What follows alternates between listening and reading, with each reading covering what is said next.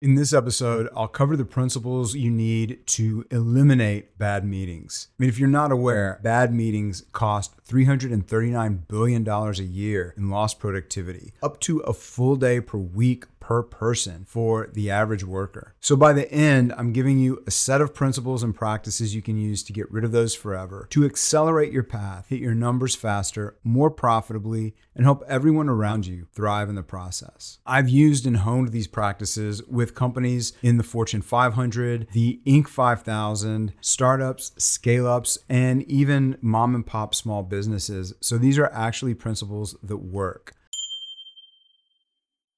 I'm Scott from Result Maps, and on this channel, I help CEOs and leaders like you accelerate your path so you hit your numbers faster, more profitably, and thrive in the process. If you're new to our community, welcome. Be sure to hit the subscribe button and the bell icon so you're notified every week when we put out new content like this. If you're already part of our community, if you're one of our Result Maps customers using our software to accelerate and thrive, welcome. It's great to see you here. The first principle we're going to use, principle 1, is to stay hyper-focused on the outcomes we need from our work session. What that does is allow us to select an agenda type or some of the other constraints we want to put around this work session to ensure that we get those results. The different formats, the different agendas, the different styles, they all exist to serve the result. And that gives us our second principle, which is choose the best format to get the result you need. Once you know the result that you need to get from your work session, it's much easier. Now, I also want to introduce another principle, which is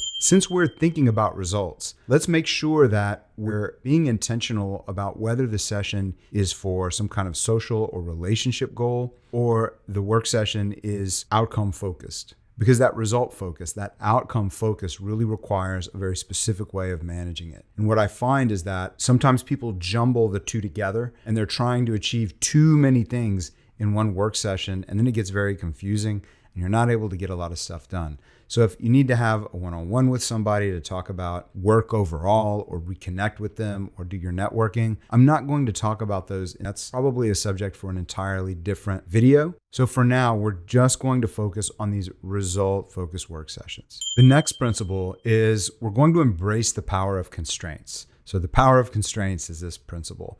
What I mean by the power of constraints is if I told you to get as much as you can done toward writing a new article, write some article, and you only have 5 minutes to do it, that will change how you approach that 5 minutes. You're using the constraints of that 5 minutes. Maybe you can't write an entire article in 5 minutes, but you might be able to knock out a pretty solid outline. So this idea of choosing constraints is really empowering because with those constraints, we're able to say, look, we might not solve for every single problem we have, but we're going to use this time effectively. And that takes us to the next principle, which is your work sessions are a time management practice. They really are. If you can constrain things using the theory of constraints based on time, it allows you to set up a certain rhythm of work sessions so you keep your business driving forward and you keep it focused on results. One other aspect of the theory of constraints that's really its own principle is there are going to be times where you're in a work session where you're optimizing for a specific result, not time. So an example for this would be the website's down. I was interviewing a friend of mine. He's a CEO of, I think they're 300 million now, but he was reminiscing about the old days when he only had 20 people in his company. There's a problem on the website. Everybody gets in a room and they stay there working on it until it's fixed. So those type of things come up. And I'll talk about those in a little more detail. The next principle you need to understand is to keep the minimum number of people required.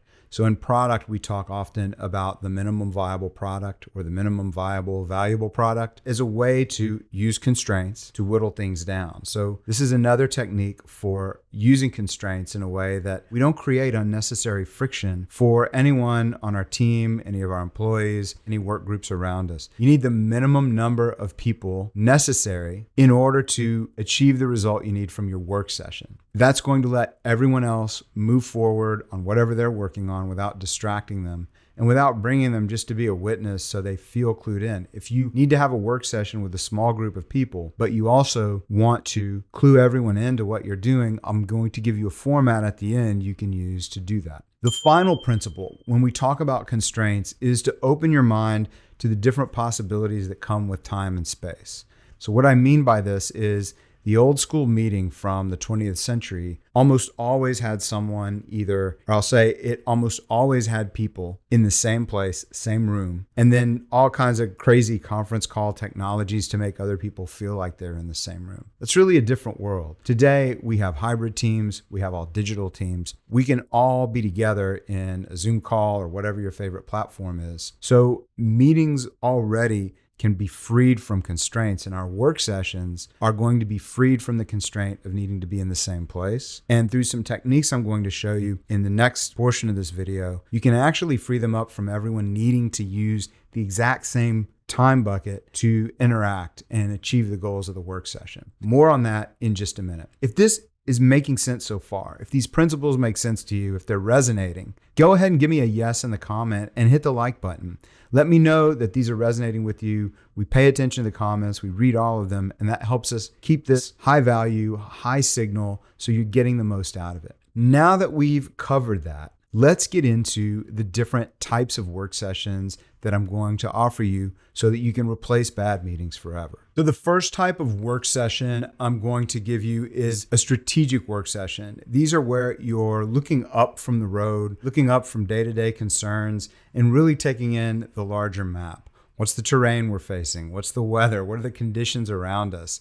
What's changed in the marketplace, whether it's from competitive landscape, new disruptions that may be occurring? What are the factors we need to take into consideration, knowing the direction we're heading, the destination we're trying to get to? And with all of that in mind, what are our most important priorities? You're going to be setting your very small number of highly focused priorities in a 1-year time frame, in your annual meeting, and then typically in a 6-month strategy check, so that you're making sure that your big picture for the year is moving you in the right direction. In conjunction with that type of strategy work session is another related type of strategy work session where you're going to focus on a monthly and quarterly basis, checking in with your strategy, seeing if anything has changed. Are the assumptions you had or the information you had when you did your annual planning, when you set your annual targets, is that information still good, or has something changed? Is there a disruption? Is there some new emergence in the environment so that you need to change your priorities? Having these sessions is going to create a ripple effect of focus for the other work sessions we're going to talk about,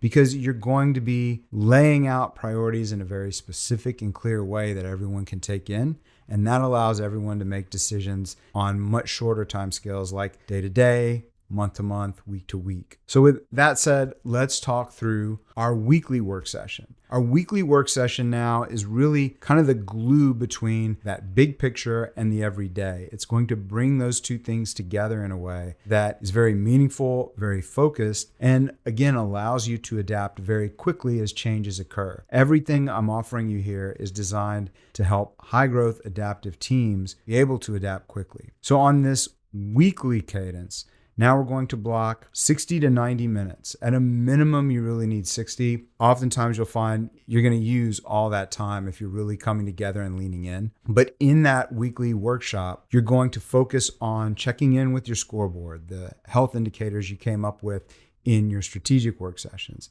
You're going to check in with progress against your strategy, the targets you set up in those bigger strategic work sessions. And then you're going to solve for any challenges that have arisen that may have some of those numbers or your other targets in your strategy off track. If they're not on track, you can talk through those things week to week. It also serves to reinforce your strategy for everyone on your team, so everyone's becoming familiar with it, not in a kind of old school, here's a paper, we're going to test you on it at the end of the week, not in that kind of way, but in the way of, hey guys, this is really important to us. We're going to meet weekly on it, and we're going to go over whether we're on track or off track, how our numbers are trending, what problems have arisen. This weekly 1-hour workshop is available in so many different management methodologies, it's not even funny. So the reason it's so popular is because it's so effective. Now, in big consulting environments like those I first came up in, there's weekly steering meetings. That's a frequent way these are done. If you read any of Pat Lencioni's books, Patrick Lencioni is an author, and he has a lot of great ideas about how to run a healthy organization. He has a weekly tactical meeting he recommends. The entrepreneurial operating system calls for a level 10 meeting once a week. So there's all types of frameworks, even for startups. Dan Martell has a weekly sync meeting he recommends. All of these individuals and coaching frameworks recommend this meeting because it's so powerful. And again, the format's fairly simple. We'll do a deep dive on that in another video, but use that weekly and keep it at the same time. Keep it the same link or same place, depending on whether you're distributed or in the same location, and use it to double check priorities every week, to talk through the different challenges that are coming up. And here's a little bonus tip. Sometimes I hear people say, well, we have a stand-up every day. We do a meeting every day. We don't need a weekly. You do, because this is when you're going to step back and look more strategically at the plan. Even though you're still tactically focused, you're connecting with the strategy. So it's very important that you create this space every week. You're going to use it for things like removing blockers, improving your processes, solving for different challenges that may be in the environment, providing updates when disruptions like a pandemic happens. There's so many benefits to protecting and using this space. Now we come to the daily work session types. And I'll start with one that only takes 90 seconds. It's a 90-second work session we call the 90-second practice.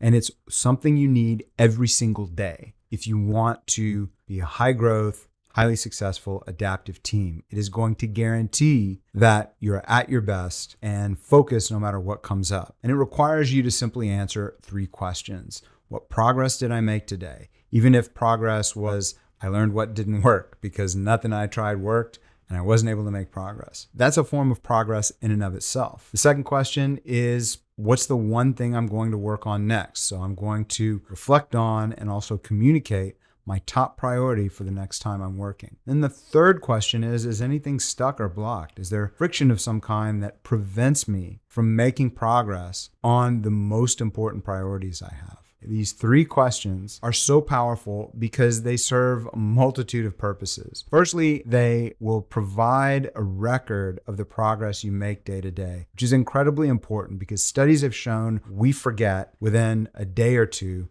most information. Our brains aren't made to store that information, and it's really useful for us to have it there so we can see how we're progressing every day, and so we can see how things are playing out over time. It's also incredibly important for our team to see what each other are doing. Because if we're relying on face-to-face conversations or water cooler conversations, if we're relying on chance and circumstance and just hoping it'll work out, we're really not going to be communicating like the best high-growth teams. So we're actually wiring in that practice. We're really wiring in a habit where we're communicating what got done, what's next, and is anything stuck. And we're going to communicate that to our team so that everybody can see our team has this fantastic cohesion, and any leaders or managers are able to see how things are progressing and whether we're aligned. This is really important for everyone on your team to do if you're a leader. And one of the best ways you can get them to do that is to do it yourself. So having some place where you put this, we have something we call the result feed and result maps that automatically pulls it from everyone and keeps it in this channel. It can push to Slack. It can push to other places. You can set this stuff up manually as well. But however you do it, it's really important to do. Many teams I've been around like to cover this in a face-to-face meeting or a face-to-face call. They call it daily stand-up. And daily stand-ups can be really useful for this, but if you really want to use your time to maximum advantage, everyone needs to take time to reflect on these 3 questions on their own. Because in the heat of the moment, in the heat of the meeting, if you're not prepared, if you haven't at least done that 90 seconds of reflection in a disciplined manner, you're not going to be contributing your best. It's such a low investment, high output activity that it's a type of work session that we really, really highly recommend you have. So this can be done on your own. And if you must, it can be done in your daily stand-up or daily huddle format as well. But having the record in a system of record produces another ripple effect of benefits that have been documented by science and research. So it's really important to record that. So now there are those ad hoc work sessions. And everyone's familiar with them because oftentimes it's someone going, hey, let's go into that conference room or let's jump on a call and sort through this.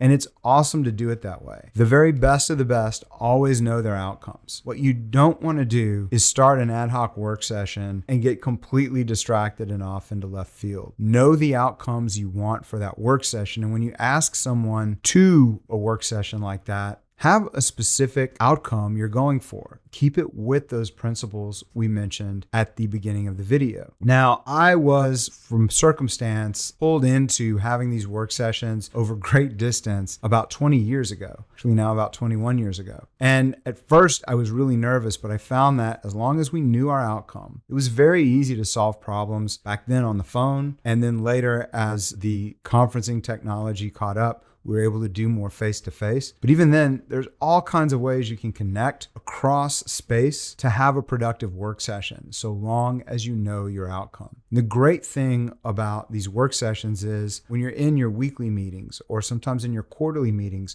when certain things come up that you can't create an answer for inside the time you have allotted, you can create a work session, create an appointment where you're going to work on just solving that problem so you can come back at some predetermined time with the information you need or the outcome that you need and inform those other processes. All of these different work sessions really fit together to feed each other and create really great momentum for you. I'm going to cover one other work session type, and this is more of a webinar or a presentation format, but this is a format you use when you're rolling out a big initiative or a plan typically, and it's less about having time for detailed discussion and problem solving and more about letting everyone know the course you're going to take or some event that's happened out in the marketplace. So this is best done in a webinar format. The reason is if you try to take just a regular old Zoom or a regular meeting where everybody can chime in at different points, people will chime in at different points and it can become very difficult to get the information across you need. So when you need to roll out, say, your strategic plan, or when you need to roll out information on some initiative or some change in the marketplace, using a webinar format's great because now you have the ability to recognize people at different times and they can chime in a more structured way rather than ad hoc. If you're all in the same building, these types of meetings are typically done with a speaker on a stage or in a conference room presenting. It's that type of flow with a distributed team. It's really key to use a webinar format for this, unless you've just got a group of people that gel so well, they'll respect and wait until the end to ask a question. All right, so now for our bonus. Our bonus is to use these principles to actually get beyond the constraints of space and time. What I mean by that isn't a woo-woo fuzzy concept. It's that in the modern world, there are great tools and resources you can use to build discussions that aren't constrained by time, but that get you the result you need. So an example would be designing a new piece of software or a new facility. You can create a document and assign people the action item to take 10 minutes or 20 minutes or whatever you'd like to comment on that document.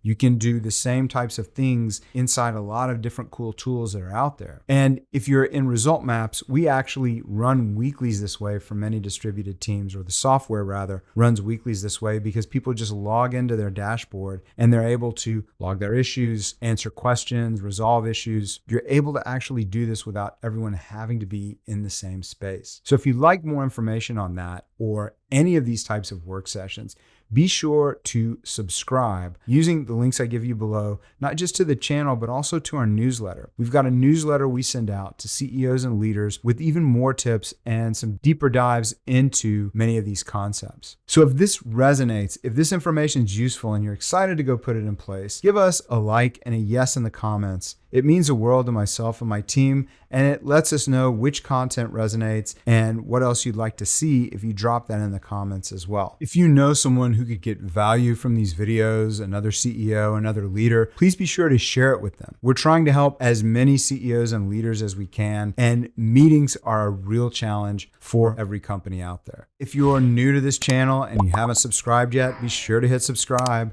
and that bell icon so you're notified each week when we put out content like this. Now, if these concepts are interesting to you and you'd like more help and you'd like to check out Result Map software, be sure to reach out to me. We do free strategy sessions where we examine whether Result Maps is a good fit for you and your company, whether your company is a good fit for Result Maps. I'll include a link to our strategy session and some related videos in case those things are interested to you. And lastly, remember, I believe every leader has a great vision of the future inside of them. When you're on Result Maps, we help you bring that vision to life faster, more profitably, and we're going to help you and everyone around you thrive in the process. That's it for this week. I'll see you in the next video or on a strategy call, whichever comes first.